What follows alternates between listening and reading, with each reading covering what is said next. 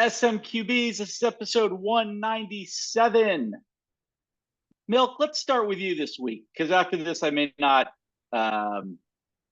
be speaking much this week. So why don't you start us off? Who are you bringing to a bar this week, buddy? Well, I am bringing. This is more of a consoling bar experience. I'm going to buy this gentleman a drink and tell him that regardless of what House says, this season, Oh God, his fault. He had a wonderful season. oh my Threw God. more touchdowns than anyone in the NFL. I'm talking, of course, about Joe Burrow. And I just want him to know that I am his fan and he's got my support, and to not listen to House about not having a successful season just because he didn't make the playoffs. Hey, tell him that you got him not only a drink, but a room as well. Yeah. I'm blushing. Stop. I mean, look, he can't play defense. It wasn't his fault. They didn't make it. No. Tom Brady is getting angry with you, Milk. I know. It's getting up there with him. I'm not gonna lie. Boy. Wow. Is it hot in here? Maybe you need a condo, a 2-bedroom condo. I'm gonna get him drunk. See what happens. Wow. All righty, Pope. How about you? Who are you bringing? This is getting very uncomfortable. I know. First poor Joe Burrow gets robbed, and now Milk's going to roofie him. Yeah. That's a good point. What a year. After that, I can tell you I don't want to roofie the guy I'm taking to the bar, but I'm taking Mike McCarthy to the bar because we have about a week. We'll probably know before then, but his contract's expired. He went out in a blaze of glory yesterday, losing another game to the Commanders. He was very defensive in his post-game conference, saying that he was a winner. He knew how to win, and it almost sounded like he was lighting himself on fire for Jerry getting rid of him. I don't know what Jerry's going to do, but McCarthy, believe it or not, McCarthy is actually a commodity that other teams are interested in potentially hiring. The Bears actually in the last hour have indicated they want to interview him. The Giants are keeping their whole organization together. So and Jon Gruden's name is circulating. So I don't have any clue what's happening. So yeah, I would advise McCarthy that just for his sanity, he should go ahead and move on. I'm sure he can find a better, a better way to live his life than having to suck up to Jerry all the time. So I'll buy him a shot and wish him good luck, and hopefully take him to the train station and get him the hell out of Dallas. Nice. All right. Wow. There you have it. House, what about you? I know that you've got a very good assistant coach down in Washington that gets a lot of press, but I'm not sure how much national press the Eagles offensive line coach Jeff Stoutland gets. The guy has put more offensive linemen into the Pro Bowl in the last 10 years than anybody in football, another 3 this year.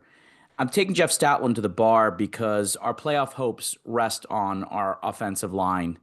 It's whether or not Saquon can break free against what will probably be some very good defenses. Beginning with Packers. The Packers defense is a good defense, and I don't know. I don't know if Jalen Hurts is going to play. Adam Schefter reports he's still in the concussion protocol.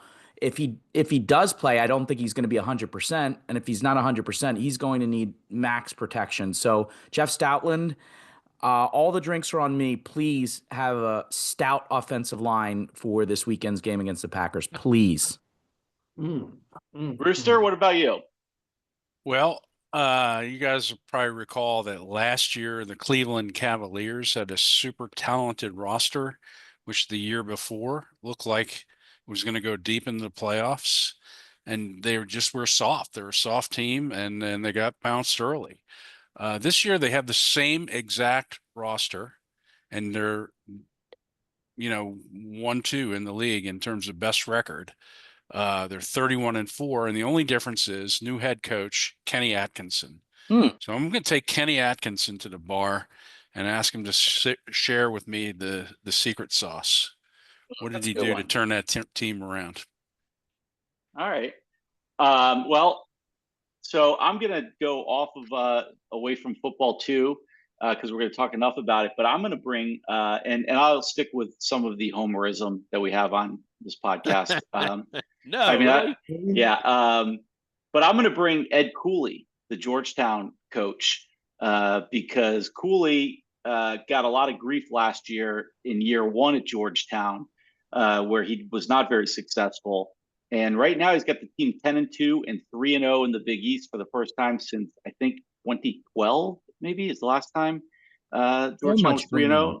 Yeah, So much money in DC. It's very contagious, House. It's contagious. See, giving teams, coaches a chance to win over time sometimes makes sense, according to John Mara. Yeah, I guess so. Right. So anyway, I want to talk to Ed Cooley and see how it's going and see if he can keep it up. He's got some big tests this week. I think maybe Marquette and UConn are on the schedule this week. So we'll see how they really are. All right, guys, let's get into it. We're going to start on the NFL, House, with looking back before we look forward, right? Actually, we're not going to look back at the NFL. We're going to look back at 2024 generally.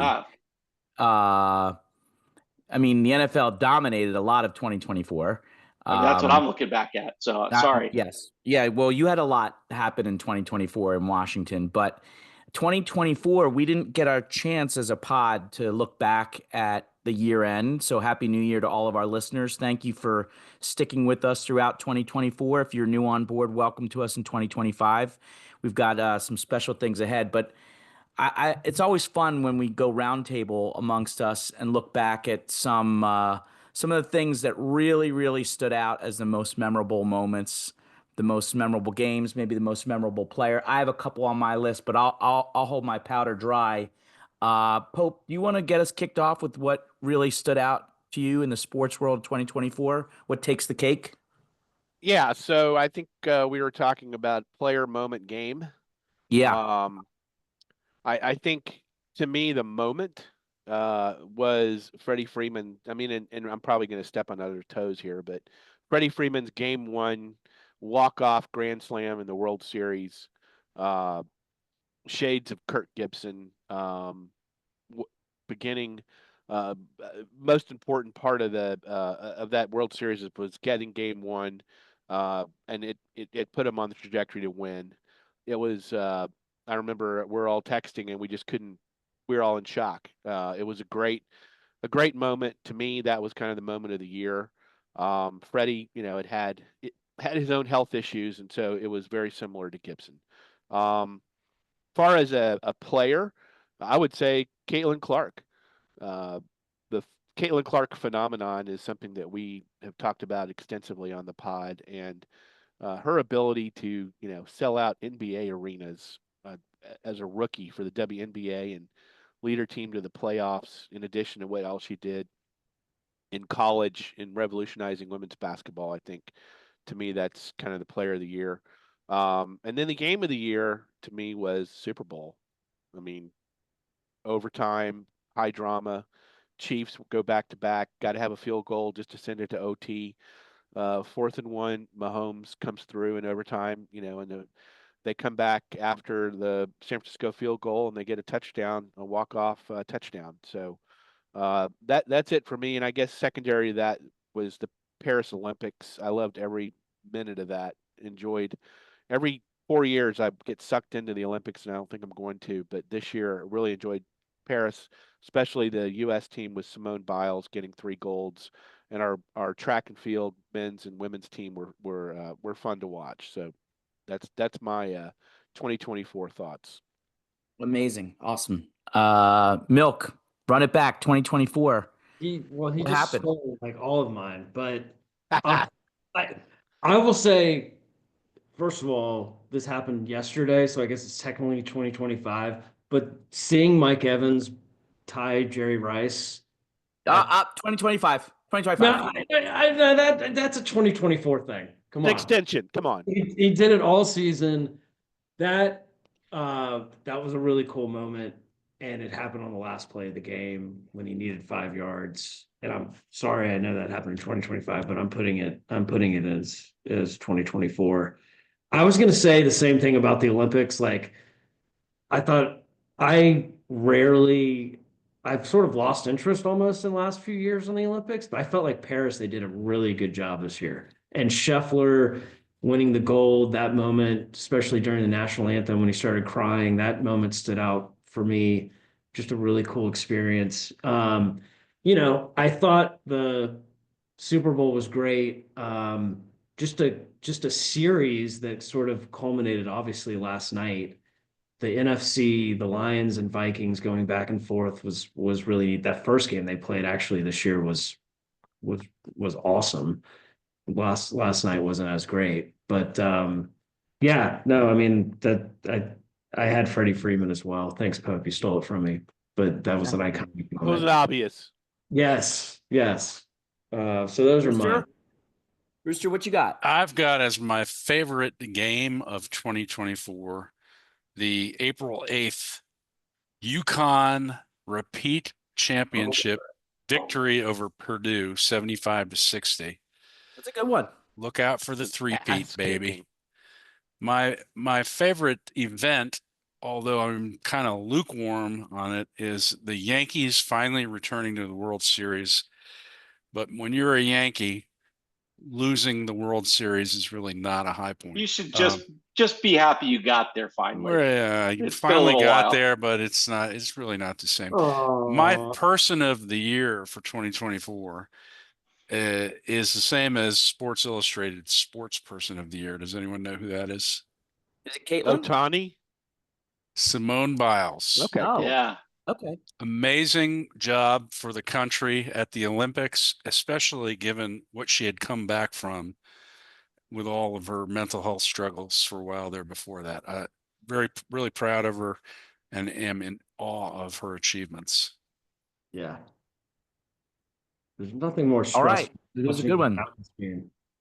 Bison, did anything good happen in your sports world in 2024? Or Well, are you still there were a Washington?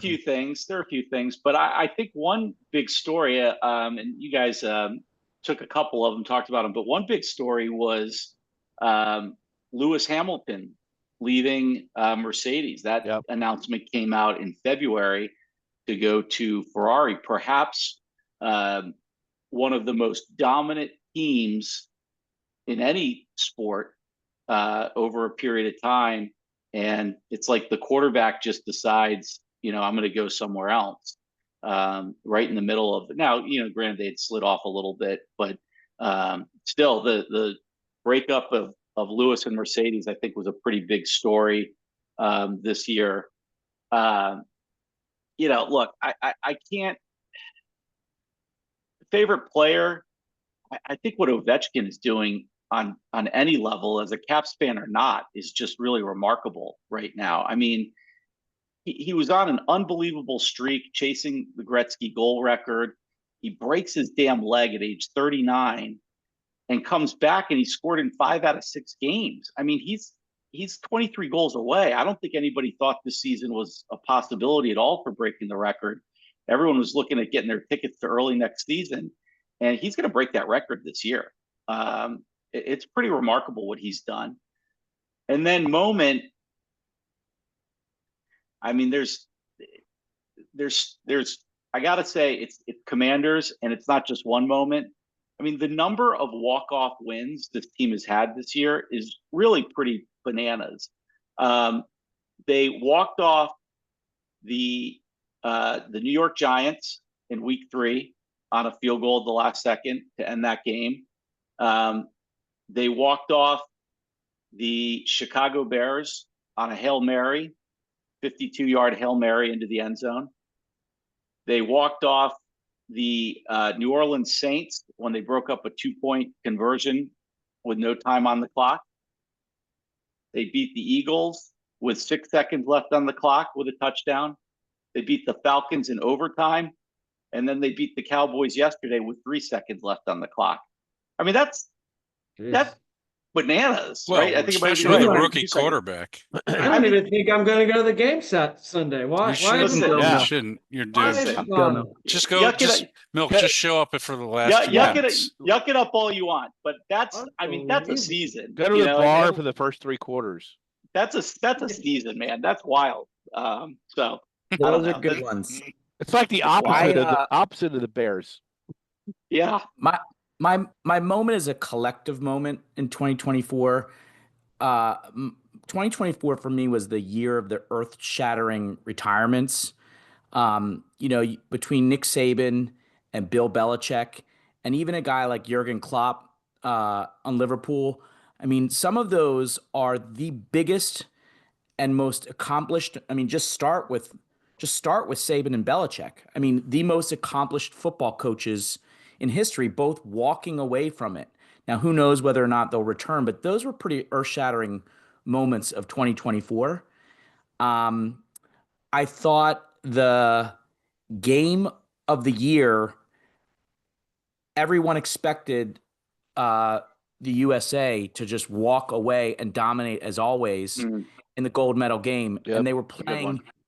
playing in Paris against the home team, upstart, French team with Wembanyama, and we had that classic dunk of Yabusele over LeBron. But then probably one of the most like ridiculous, jaw-dropping, put to sleep Steph Curry raining threes just to end the game one after another, one dagger after another. It was like as good as TV, as good of a story as you can get. That for me, that was the game of the year.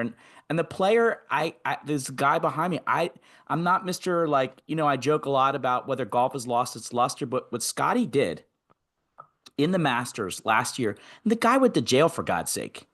I mean, I mean, if that doesn't rattle your head and you miss the cut, let alone coming in and just running away to take the tournament after going to jail to start the tournament. You just had a baby. His life is like all crazy. And he had a dominant year. I mean, one to remember. And I think I don't know where Scotty's going to end up in the record books if he can keep going with this, but I think 2024 was a pretty amazing year for that player. It was a great sports year. I mean, we threw a lot out there, but 2024 was a great one. I'm looking forward to us recapping a lot of amazing things in 2025, beginning with an Eagles Super Bowl. So on that, we should probably go to the NFL. Hey, wow. Oh, wait, one consolation or runner-up for best game of the year would be our fantasy football league. Yeah. Absolutely. Final play, Yes. the drama of Doug kicking out Bra with Zach Ertz catching a touchdown on the final play Absolutely. of the season. Yeah. No other fantasy leagues in this country were won that way. We're the only one that No, had nobody Zach was Ertz. waiting on a Zach Ertz touchdown to win or No. lose the league. We're the only one. That's pretty funny. Congrats, Doug. Yeah.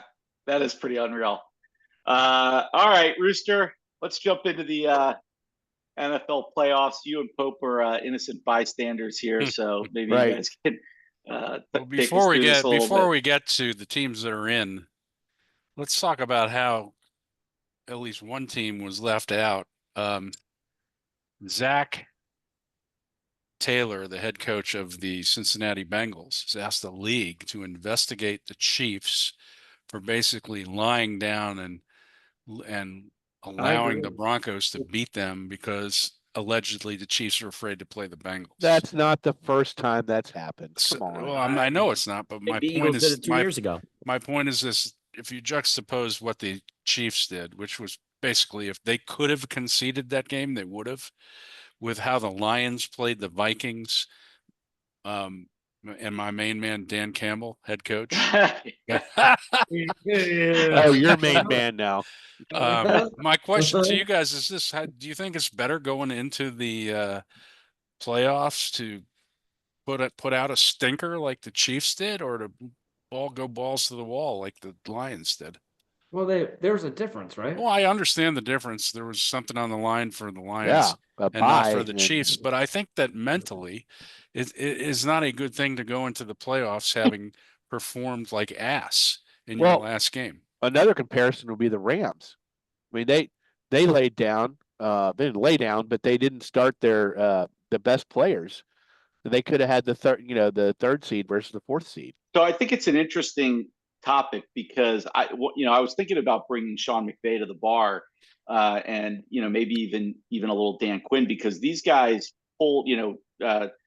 Stafford wasn't even dressed for the game. No. And Jayden Daniels came out at halftime. He wasn't playing real well, but he came out at halftime. I thought it was very interesting that these teams weren't playing for seed; they were playing to keep guys healthy. And you could make the same argument for Kansas City, although that game really wasn't very competitive at all. I don't know what kind of investigation they're going to do, but it's really an interesting question. Do you want to go in humming and on all cylinders, or do you want to have people rested? But KC I mean, lost. Christian, well, They go would ahead, have Mil. maintained the 1 seed. They would have maintained 1 with a loss. Or they Yeah. did, right? Yeah. Yeah. They had a They had nothing to play for. They had clinched Right, it the week before, 2 weeks It'd be before. stupid to play their starters. Yes, Imagine if Mahomes of got course. hurt.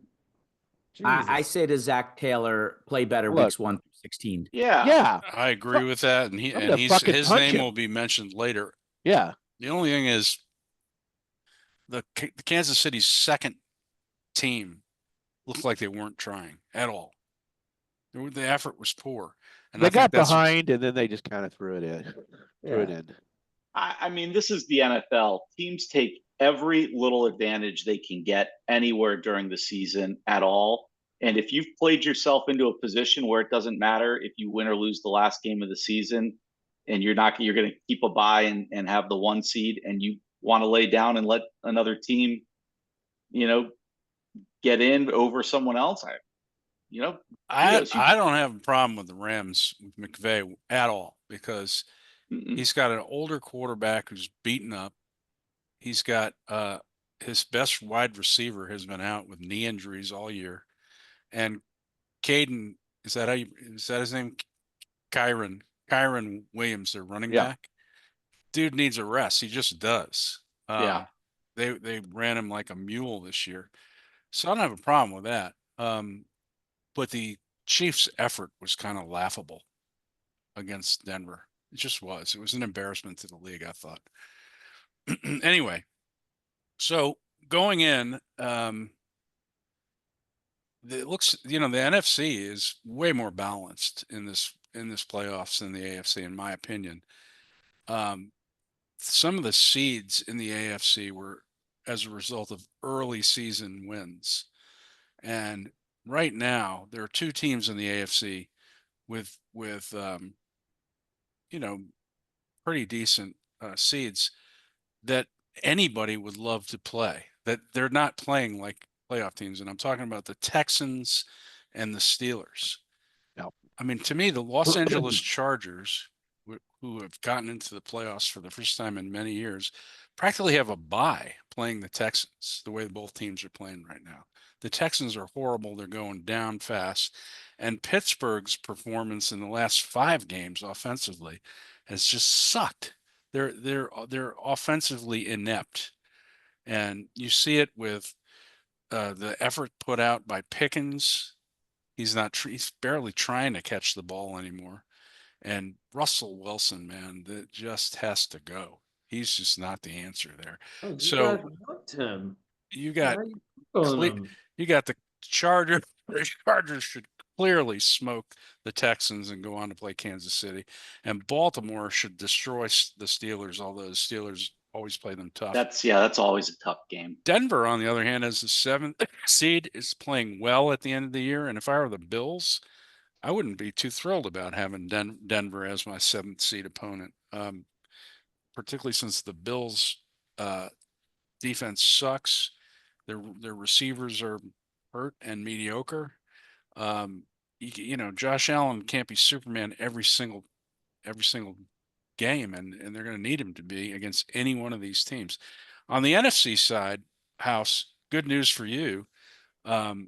Watson, the Packers wide receivers out for the playoffs with a torn ACL, and their quarterback Jordan Love is hurt and has sucked lately. I just think they're in trouble. The Eagles should dominate them in that game. The 2 games to watch, to me, the tight matchups are going to be Washington against Tampa and the Vikings against the Rams. I think those may be the 2 best first round games in the playoffs. What do you guys think? I think that on the NFC side, I think there are going to be 2 division winners that lose this weekend. Now, I don't know which ones those are going to be, Oh, but yes, you do. the Eagles, the Bucks, and the Rams. 2 2 of of 3, those huh? teams. So I do. You're saying the Rams and Bucks. 'Cause Yeah, the Eagles are Clearly. not No, losing. Clearly. I don't know because Jalen may not play. Oh, Or the- not be because of the 100%. worst dirty hit in the history of the NFL, Bison. That I didn't even say that, but he may not play. I mean, if you believe Schefter, and so far the reports to the Philly folks this week, he's still in the concussion protocol. House, I heard he also and that he also has an injured finger on his throwing hand. No, Is that for true? real. No, for real. No, I'm serious. I'm being serious. I'm asking. I heard that No, I he didn't has know that. He has an injured finger on his non-throwing hand. A non-throwing hand. Non-throwing hand. But look, I think in the NFC, the Rams-Vikings game is going to be a really, really good game because I was talking to one of my kids today. I mean, I think Darnold got exposed last night in the way he handles the blitz. And maybe that's not the measuring stick because the Lions are really, really good. But Darnold just did not. Darnold looked like the Darnold we knew, like the guy we knew from last year. And the Rams have a defense. And so if the Rams come at Darnold, I don't know, but I still The think Rams defensive line is really good. I think the Vikings have too many weapons. Yeah. But you know what's really interesting, guys? And I hate to say this while Bison has to listen to this podcast and give him any flowers at all. But there is a reason why the NFL put the Bucks Commanders on Sunday night at 8 o'clock, and it has to deal with a kid who's a rookie. They did not put what a lot of people thought was a marquee matchup was Eagles Packers, the Sunday night game. The Sunday night game, they're putting a rookie, well, not a rookie coach, a first year coach with that team, and a rookie quarterback and a first year ownership against the Bucks. I think that's fascinating. Just kind of as a spectacle thing, I think that's a fascinating choice. Well, I think Well, it's I think also Fox- a slap at the Packers. They're just dissolving before our eyes right now at the end of the year here. I think Fox also may have said they want that game. I think they have the rights over NBC on that issue. Well, look, Baker is a compelling story too. I mean, he is. Yeah, but he is. but Jayden Daniels is, he was the third highest vote getter for the Pro Bowl, whatever that means anymore. But he was the third highest vote recipient. I mean, he's the hot rookie this year, just like Stroud was last year, right? I mean, that's the comparison. So yeah, I mean, the NFL wants to highlight him, and it's been 25 years, but I think it is accurate that Washington being a successful franchise is good for the NFL. Probably. Here's my question about the Monday night game. The Lions lost 2 more starters on defense in that game. They have to be down like 12, 13 guys who have made appearances as starters on defense at this point. How in the hell did they close down that Vikings offense? I mean, who's their what's the guy, their defensive coordinator on the Lions? Aaron Glenn. He must be doing a hell of a job for them to even pull that off with the ragtag defense they have right now. I would have said the Lions were in trouble in this playoffs because you can't win the Super Bowl with a bad defense. But last night made me scratch my head on that and wonder what are they doing? Gibbs helped a lot. Yeah. Yeah, but their defense closed down the Vikings. They did. I want to come back to Tampa Bay. Darnold also hurt them, though. Darnold sort of helped Detroit. Yeah. But maybe that was... I want to come back to Tampa Bay because I know you give a lot of crap to Bowles, but I think overall he's been a pretty good coach, and I'm curious what you see in the coaching matchup Bowles versus Quinn. Hold on. So Bowles is our defensive coordinator. Our defense is our biggest weakness. We get passed on. Like, we almost lost yesterday, in case if anybody watched that game, because our pass defense is terrible. And he's responsible for that. If not for Liam Cohen, our offensive coordinator, and Bucky Irving, who could be, I don't know what's going to happen, but he could be very good. Bowles is very fortunate to have those guys. He's bailed them out. Now, Do you blame Bowles or your GM for that poor defense? well, he's had a lot of injuries. Winfield was out yesterday. We also didn't have our starting corner. They've been hurt all year, but guys, we haven't had a healthy defense the entire season. So we'll see who comes back this week. But look, we've won five NFC South conferences in a row. I'm not complaining because I went about 20 years never winning anything. So You sound content. I'll take it. You're I'm not content, and I want Washington's ass. Milk. Right? What is the Lattimore Evans beef all about? I've been hearing a lot about that, but I'm not familiar. In the first game of the year, Brady's last year, second to last year, Lattimore had a late hit on Brady, and Evans didn't like that, and he knocked him on the ground and said, "It's Tom Brady. Don't mess with him." And now they've had beef ever since. But he's also Saints. We have just Somebody said if Lattimore had been in the game yesterday, there's no way he would have just let Evans get those last 5 yards. No. By the way, I think there's an unwritten rule in the NFL. I think those Saints players were like, let him have it. Hey, that's an interesting topic too, because Pope, you commented on text about individual over team, but man, that team was so fired up for him. I think that's the kind of coaching decision that will actually bring a locker room together and gets the players behind the coaches. I mean, first of all, he had $3 million freaking dollars. Well, I don't think the coach's call would have mattered. I think Baker was throwing him that ball regardless. That's probably true too. Yeah. And I think I don't remember them saying it's a $3 million throw. I remember them saying it's all about 11 straight seasons of 1,000 yards or what was that he broke over Jerry Rice? He tied Rice. Yeah, he tied Rice. But that was what they were focused on. It wasn't a monetary aspect of it. But maybe his wife was focused on the $3 million. Sure. Well, I mean, I could see his teammates. I mean, he's genuinely liked. I think they were happy for him to get the $3 million bonus. Oh yeah, I think so. Milk, I think that the Bucks should call the Eagles and borrow those German Shepherd masks for the underdog mask, because it is remarkable. I know you're a favorite, but I think you are being treated as the underdog in this game. And I think your team, I do. Yeah, I think the Bucks are being treated like the underdogs. Well, I really do. Vegas they want Jayden in prime time. It's all about Washington.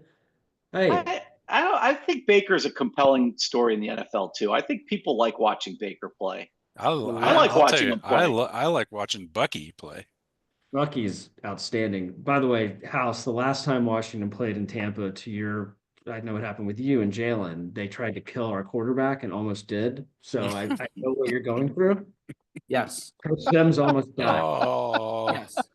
So I would have an ambulance nearby. You guys should just field tennis teams. I know. Well, I'm sorry. When did we move into the tennis segment of the pod? I missed that. I missed the transition.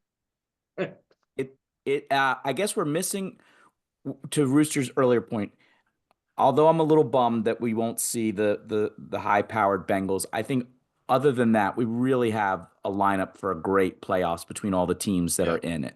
Yeah, really great playoffs. Yeah, the Steelers are a little bit of a dud now, and unfortunately, Texans had some bad injuries. But I think we've got a great playoffs lined up. So with that in mind, then, and before we move on here, everybody give us one player that next week on the pod we'll be talking about. Who will be the one person you think that we'll be talking about from round one? Super wild card weekend, as they like to say. Interesting. Saquon Barkley. Yeah. Right? How can you not pick him? This guy right behind me, Herbert. Nace, go ahead and say it. I I actually think it's going to be Josh Allen, Oh, okay. and it may not be for a good reason. Oh, whoa. Oh, I will say Fumbleitis. this. Both. It's crazy. I mean, look at those 7 seeds. I still think Oh. the Eagles, but Denver can totally win that game. Denver Sean- can win that game. The Sean Payton? Packers are just not going to do it. I don't want to play Sean Payton in any playoff game. I know, and boy, it hurts me to say this, but look out for Bo Nix. Yes. Wow. No, not buying it. Not buying it. But I'm out. But definitely look out for the He played Broncos some giant defense. salesman yesterday. But there's something about Bo Nix and Sean Payton that seems to be I gelling will right now. I agree Yes. with Pope. I agree with Pope. No, I'm telling you, yes. It doesn't mean that Buffalo's going to lose, but I think it's going to be a lot closer than what people are expecting. I could All see right. the Vikings losing too. That's a weird game to me too. Who can you see losing? The Vikings. Oh yeah, for sure. They're on the road too. They Yeah, play it's like a- they did Monday night. They'll lose. Yeah. All right. Anything else on NFL? We have to do coaching hot seats and Plaxicos. Coaching hot seats sort of sorting itself out today. Yes. The Pats fired Gerard Mayo and the Jags fired House's old buddy Peterson. Yeah. However, the Dolphins, Colts, and Giants all decided to keep their coaches and GMs in place, which was surprising, leaving a couple, 3 maybe, in my view, hot seats. Antonio Pierce has got to go in Las Vegas. He's just not a very smart head coach. I like him a lot. Former Giant. Love the guy. He should be coaching linebackers somewhere. Mike McCarthy, who, Pope brought that up earlier, he's on the hot seat. We don't know what's going to happen with him. And then we've talked about this year in and year out. I don't care how good the Bengals are at the end of the year. If they were consistently good, they'd be in the playoffs every year. And that's on their frickin' coach, Zach Taylor. He never has that team ready in the beginning of the year. And they suck for like the first 6 games. That's on him. He's got to go. Yeah. That By the would way, be interesting. if the Eagles lose to Green Bay No. Packers, No. Sirianni. Oh boy. No. Oh, I think you have to fire Sirianni if you lose that game. Yeah. I think he will be gone. Oh, I I think he will think so be too. Just I for think being a that's- smug bitch. Yeah, he's a Yeah, smart that bitch. does Right. make sense. Actually. If you lose that game at home to a weak, Yes. injured Packers team, Yeah. Yeah. With all that talent, it will be on Sirianni. Oh yeah, for sure. Certainly Besides not the players. besides Rex Ryan, who is dumb enough to want to coach the Jets? Ron Rivera. Well, that might be his only opportunity. Rex I Ryan, hear a high school turned him down recently. Rex Ryan Rex, aggressively wants to be the coach. Oh, Why- he's lobbying for it every I month. don't Like- understand. I don't understand all these retread coaches, though. I mean, this is it's a young man's game, right? I mean, it's I don't get it. I really don't understand all these like guys who have been out of football too. I mean, on TV and Jon Gruden and Rex Ryan and Rivera. I mean, these guys are getting interviews. What? Yeah. I don't. Just They ought to doesn't be make any focusing sense. on guys like Ben Johnson Yeah, I don't And- know. It doesn't make and any sense. Louis Riddick for GM. And Kingsbury. I'm I We've got- like I'm gonna him where he look is. him I up. like leave him where he leave is. him alone. Just leave No, him no. alone for now. Leave They're him coming alone. for him. I think Kellen Moore is going to get one of these jobs. I think the Eagles are going to lose their offensive coordinator. I think he did a fine job. It's not going to crush me, but I do think Kellen Moore might get one of these jobs. Shall we move on to Plaxico locks? Yes. Let's do it. Last Yeah. game of the year, and our man Milk, my partner, squeaked out the best record by 0.5 Wow. points. Wow, the Wow. tie. By the Wow. tie. He took the Bengals minus 1.5, and they won by 2 points. Wow. Oh, So he winds up with a 12-6-1 record. Would have I made money. am 12-6. No, How'd that work out? He's 12-5-1 and I'm 12-6. So Oh. Milk edged me out with that Tie. frickin' Bengals and his tie earlier in the year. House, who started out strong, picked the Bills -3. They lost by 3 to the Pats. So Crazy. he finishes 10-8, which is still a very respectable record. Good morning. Pope Make some money. also finishes with a very respectable record at 11-7, having picked Money. the Ravens -18 over the Browns, and the Ravens won by 25 Such points. an easy pick. Bison got himself a win last week to bring his record up to 8-10 by picking Washington -3.5 over the Cowboys. So we finished with Milk at 12-6-1, Rooster at 12-6, Pope at 11-7, House at 10-8, and Bison at 8-10. That is a pretty damn good record for the SMQBs this season. So take that, Tad Thomas. Start investing in us. Yeah. Right. That's pretty hard to do. So that's well done, guys. Well done. That's 51-36-1. That's really good. A lot of money. A Smoking. lot of money you could have made. Yeah. People off could have made a lot of money on us. Yeah. Next year, let's roll. All right, let's move on to a little college football. Hey, So we're not doing the playoffs? We're not. Are we supposed to pick? I don't know. No, it's too early. Let's Yeah, wait it's till too the next early. round. Wait till Yeah. the divisional round. All right. All right, somebody's excited about college football? No? Milk? Does anybody care about college football still? Nah. Pope, Wow. lead us. Oh, yeah, well. let's go. College football. The SEC is still alive, Milk. That's right. Barely with a recent recruit. With a Big 12 power. With a fake SEC team. Right, I tell you. Finally, we had a great game in the playoffs. One game out of, I don't know how many games we've had so far, but that actually was on my list of games of the year. The playoff and the overtime game in the Peach Bowl, Texas against a heavily underdogged Arizona State team. Looked like they were going to roll. Got up quick, couple scores. Touchdown on a kickoff, punt return, then Ewers 2 passes, touchdown. Looked like they're going to have no problem. And then Arizona State just turned it around, and I'm the new guy, everybody's loving now is Scattaboo. What an amazing game he had. Basically single-handedly carried Arizona State to the brink of what would have been a massive upset. An all-time upset. A massive upset, down to the point where 4th and 13, Texas was facing it, elimination, and it would have been a massive disaster for Sark, as the expectations are so high at Orange Blood U that most of my friends who were Texas fans didn't even go to the game because they were so confident they were going to win. They were saving their money for the Cotton Bowl and potentially the national championship game back in Atlanta. But credit to Ewers.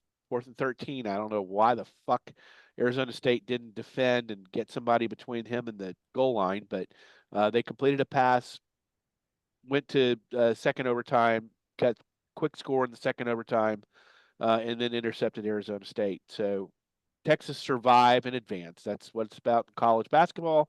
And with this new format, that's what it's about in college football. And they're going to go up against Ohio State, who just destroyed Oregon in what we thought was going to be the game of the year.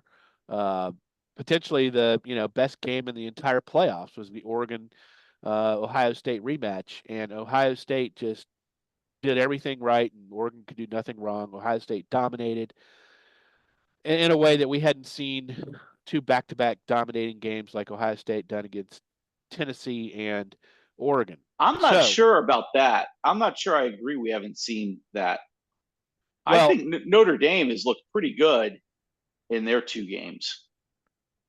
They have. I think He was talking about Ohio State dominating. Yeah, no, no, I know. But the larger point is what I'm going to get to is that the college football playoff and historically has been you play 2 dominating games and you win the national championship.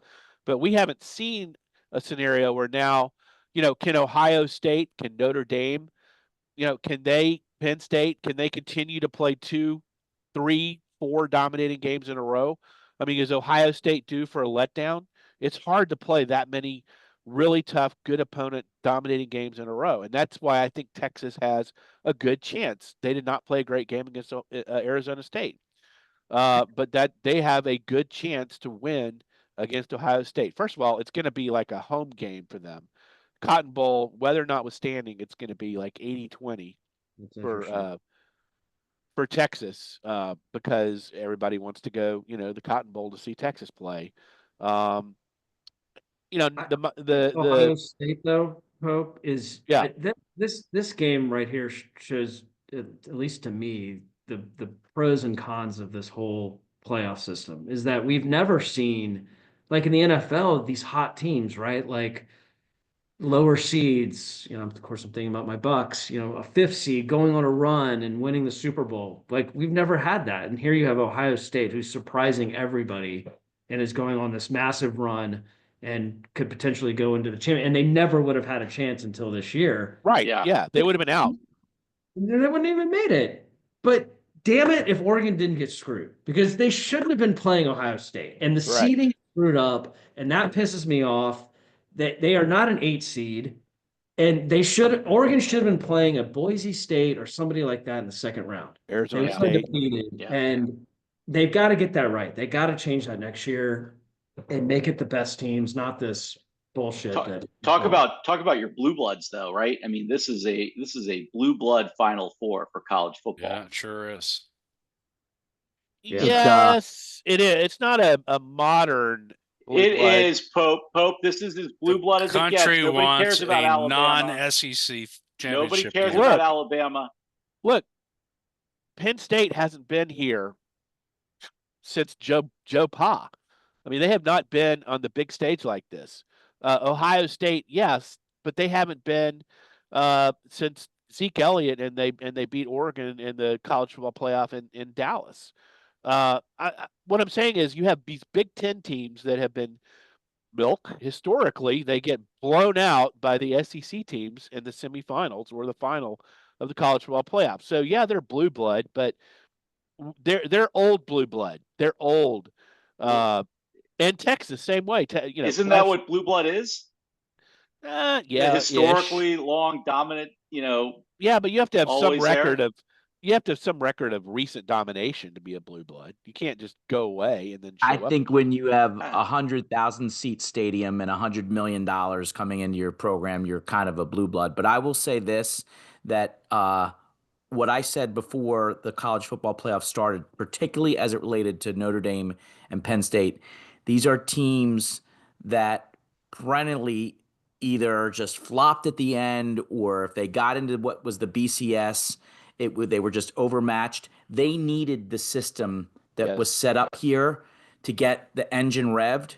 And now, look out. I mean, I think that's going to be a really, really great game. I think Notre Dame's going to take it.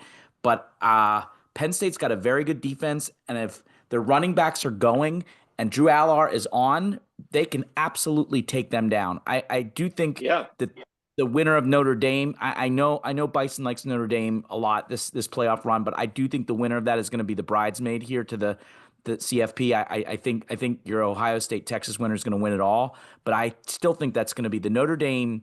All these games, both these games are going to be great. I just think I think you made a great point about keeping it going. But what Will Howard is doing right now, he's just he's in a groove. He's on another level right now. And the question is Quinn Ewers, is he healthy and is his head on? He did not look great. He's not healthy. He's a lower leg or ankle or something injury. Well, he's not as mobile, right? He's not but he's also not planting very well and driving on his passes. He's throwing some passes that come up short. You can see the difference. So I got a couple key questions though. Are we going to see Abdul Carter? Is he going to play? We don't know. I think yet. so. I think so. Did you see his little thing with Darth Vader? Yeah, he was That was teasing. great. Yeah, That yeah. was great. I think he's Yeah. going to play. And could Arch Manning be the X factor on Friday night? Ooh, wow, would that be No, crazy? I don't Well, think so. I don't know. If Quinn's not effective in moving the ball against Ohio State, Sark isn't A going to little, hestate to pull him. He a seems little like Tua Jalen redux. Yeah, Yeah. He's on a short leash for sure. yeah. Yeah. No, I mean, and to Rooster's point, I mean, if Ewers can't move and can't plant, then they're not going to get behind by 14 and expect to be able to come back against Ohio State. Sark's going to have to do something.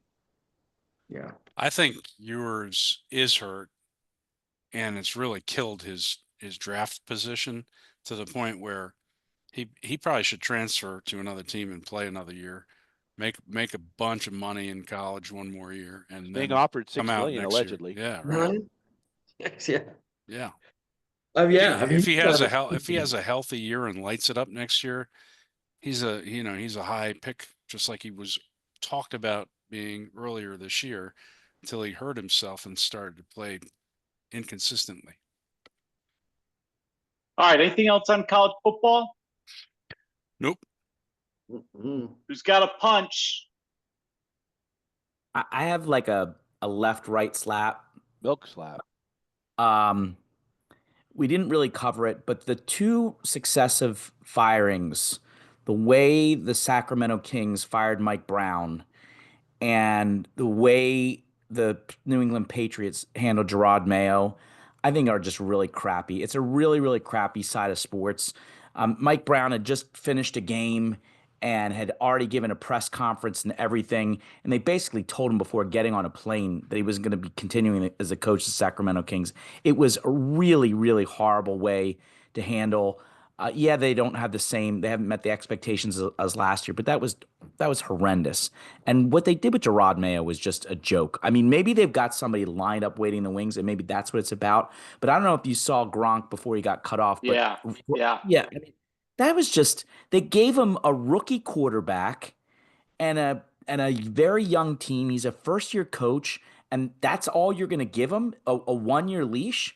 That was just The Gronk was beside himself. The New England fans were really down on Mayo for stupid play calling, and which it happened to Dan Campbell his first year too. If we think back about some of his fourth down calls and failure to call timeouts, etc. Mayo had a lot of dumb calls this year, and the New England fans are tough. And but when you have a rookie coach, when you have a rookie coach, you got to expect that he's going to screw some stuff up, right? You didn't. If you hired a rookie coach to take you to the Super Bowl in year one, well, that's stupid. Look right? at Dan Campbell. You hired him 3-13. I think they would have kept him, but Vrabel's available, and they want Mike Vrabel. Yeah. I agree with you, House. I think it should be a full-fledged punch. I agree. Any other punches? Anybody got a lasso? I've got one. All right. So the president just announced the Presidential Medal of Freedom recipients recently, and two of the most magnificent players in all of sports and people in all of sports were recipients. One, Lionel Messi, who is probably the most decorated soccer player ever, but also has his own federation where he supports programs for kids all over the world, educational, health, you name it, sports. He does it, and he's a UNICEF ambassador. I mean, the guy really is a good human being. And the other one is Magic Johnson, who, just lit up the NBA when it really needed a boost with his infectious smile and brilliant personality, and then went on to become, a hugely successful entrepreneur and gave back to the underserved communities, both by helping them understand how to promote business in the inner cities and through his philanthropic work. So both really just nice people who deserve the recognition. I'm glad they got the award. Good ones. Good ones. Yep. Anybody else for the lasso? Buzzer beaters. Who's got one? Watch where Jimmy Butler lands. Wild story coming out of Miami. He also threw up his deuces. He's another guy done in Miami. I think it's going to be either Memphis, Phoenix, or Golden State. And any one of those, Jimmy could really change the fortunes of those teams. Definitely. Good one. Also, keep your eye on OKC, man. They're at 15 straight wins, and their last 2 wins. I watched the Knicks game. The Knicks were handling OKC through 3.5 quarters, and then ran out of gas because the Knicks just don't have a very deep bench right now. OKC's just stuck with it, persevered. They were down like 14 at the half, came back and won that game. Then they went and played the Celtics, and the same damn thing happened. The Celtics were handling them no problem, and OKC just stayed in the game and won it late in the 4th. And they're doing this without Chet Holmgren, who's still hurt. So this is a team to keep your eye on. They're exciting. Anyone? I got one. Good luck to our friends in Fargo, North Dakota. Oh yeah, tonight here. The Bison of North Dakota State take on Montana State for the FCS National Championship. That tonight? Yeah. Tonight in Frisco, Texas. And North Dakota Frisco, Texas is like 20 minutes north of here. There you go, Pope. North Dakota State going for their 10th FCS National Championship. Should be a big one. Go Bison. All right, gents. Happy New Year again. Go Birds. All right. Good luck, Enjoy everyone. the playoffs, everyone. See y'all. See you next week. See ya.